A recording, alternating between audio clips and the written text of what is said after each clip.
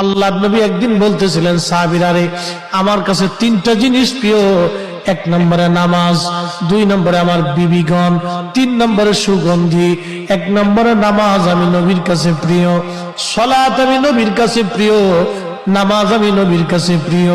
সারা রজনী জেগে জেগে নবী নামাজ পড়তেন, নামাজ পড়তে পড়তে পা ফুলে যাইতো। আম্মা জান আয়েশা একদিন ডেকে বলেন, ইয়া রাসূলুল্লাহি, আপনার আগে পরে সব গুনাহগুলি মাফ, আপনার তো কোনো গুনাহ নাই নবী গো, তারপর কেন আপনি এইভাবে নামাজ পড়েন? আল্লাহর নবী ডাক দিয়ে বলেন, আয়েশা রে, আমি কি আল্লাহর শুকরগুজার বান্দা হব না? আমি কি আল্লাহর কৃতজ্ঞ বান্দা হব না? আমি কি রব্বে কারীমের দরবারে কৃতজ্ঞতা প্রকাশ করব না রে আয়েশা? আল্লাহর হাবিবের কাছে প্রিয় ইবাদতের নাম হলো সালাত, নামাজ। নামাজ হলো খুব দামি ইবাদত।